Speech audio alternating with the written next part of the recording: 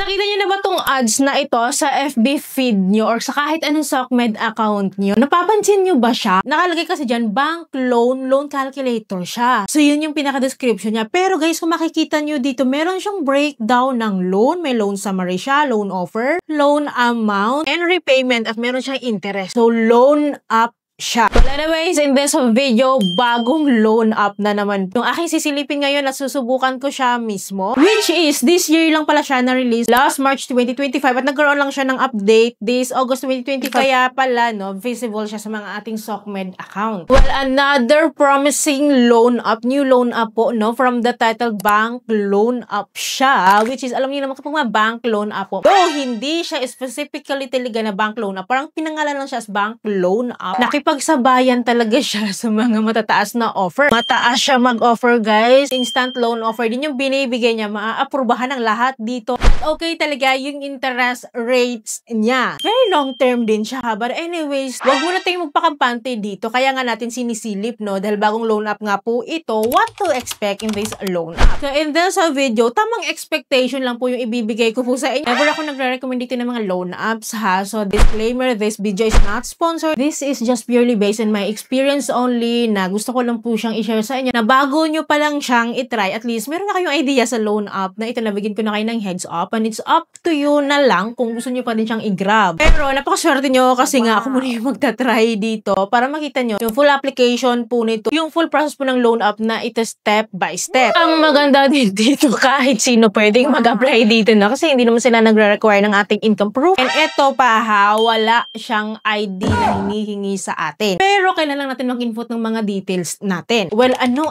nga ba yung kailangan natin i-provide dito para ma-approbahan tayo? Well, anyways guys, itong loan app pala na ito is downloadable po siya sa Google Play Store only as of now. At nagulat lang kasi ako nung nakita ko siya, madami na nakapag-try at marami na rin siyang reviews. So, hindi ko alam kung nagpalit lang siya ng pangalan. No? And to be honest with you naman talaga, napansin ko na siya a few months ago nun. Hindi ko lang talaga siya masyadong pinagtutunan ng pansin kasi nga, hindi naman siya loan app noon. Loan calculator siya. Ngayon ko lang talaga napagtanto na loan app pala talaga siya nung nakita ko siya sa Google Play Store. So, app details niya po kasi dito, loan calculator talaga siya. Hindi siya loan app. And then dito guys, hindi natin siya ma-verify or matingnan po sa SEC website kasi wala po siyang loan provider na nakalagay po dito. Kasi nga loan calculator ang description niya dito. Which is deceiving yun ha. But anyways, no, dahil nga loan app siya. So, in-install ko pa din yung app. And then here po, I need to provide agad my mobile phone number here. And then after that, click natin tong OTP para mabigyan ako. And then, hindi po tayo pala makaka-receive ng OTP. Kaya SMS po, no, in-app OTP po siya. So, agad-agad po, mag-fill up din siya once po kilik natin yung OTP. And then, right after po nito, nandito na po tayo sa pinaka-homepage po ni Bank Loan Up po. And look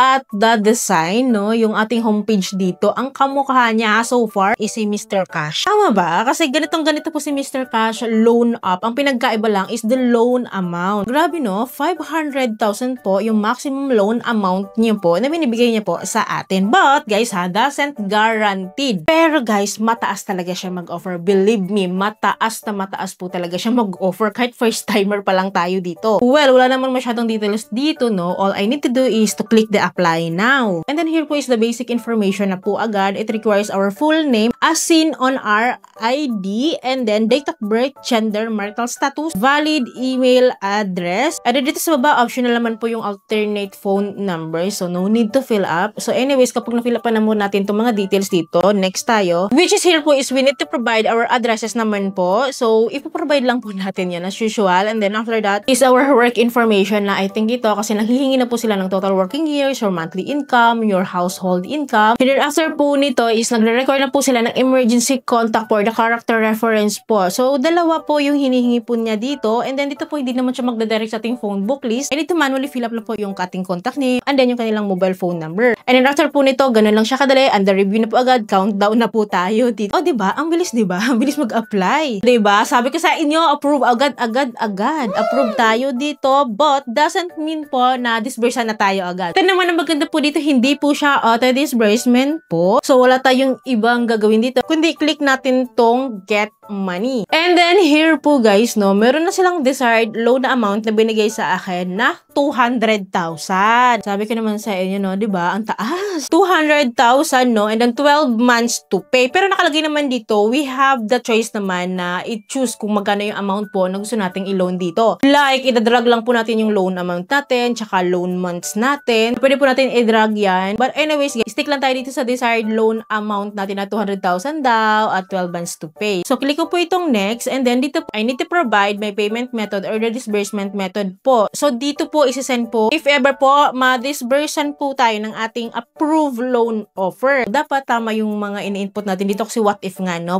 Padalhan tayo ng loan offer, diba? At least sure na tayo makakatanggap. Well, anyways, here po, ang pinili ko po is GCash. And then agad-agad po, no? Meron tayong loan summary dito. Lahat ng kailangan nating malaman is nandito po siya. Yes, so wala tayong problema dito, no? Kasi transparent naman kahit pa paano. Again, hindi siya auto disbursement. Anyways, ang loan amount ko, 200,000 long term, 12 months. For the whole 12 months to pay. So, lumalabas po, ang annual interest rate ko is 5% lang. Guys, annual to. Pag sinabing annual, yearly po ito, hindi siya monthly. So, ang baba nun. So, lumalabas po na 0.42% monthly ha, yung interest rates natin dito. Kung 5% lang yung annual interest rate natin. Grabe na yan naman yung mga bangko nito, yung mga totoong bangko ha. Sa sobrang baba ng interest rates niya. At meron akong monthly repayment daw na 70,500, and then nandito na rin po yung aking breakdown of payments na monthly nga up to 12 months nga po. But wait guys, kailangan natin mag-focus kasi dito po may nakalagay na processing fee na 2,000 pesos. Ang processing fee po is binabawas nito sa loan amount. Okay lang ba sa inyo na ibabawas yung processing fee sa loan amount na 200,000 pesos? So syempre okay yun kasi 2,000 lang naman eh. And then ang loan amount natin is 200,000,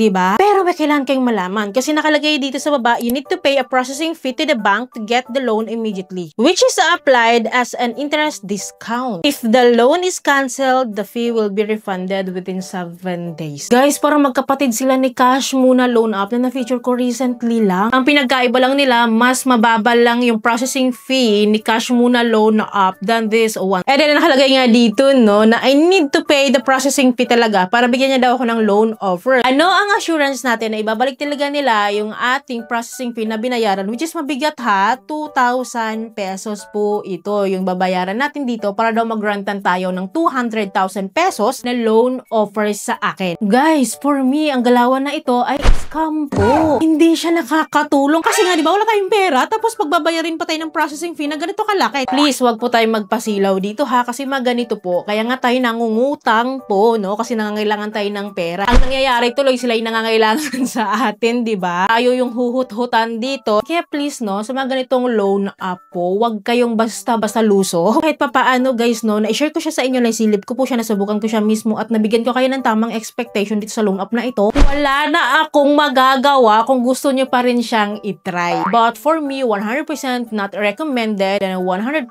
for me, this is a scam po. So anyways, kahit hindi itong loan app na ito, alam ko maraming mga loan app po na ganito, nanghihingi sila ng processing fee. May experience na po ba kayo ng ganon? So paki-comment down below naman po, no, and i-share nyo po yung experiences nyo po sa amin para din po aware yung iba nating viewers. Don't worry, palagi naman po mag-a-update sa inyo. Kaya dapat mo nakasubscribe po kayo, click yung bell button para lahat po ng videos ko is updated and notified po kayo. So yun lamang po, thank you for watching this video. Bye!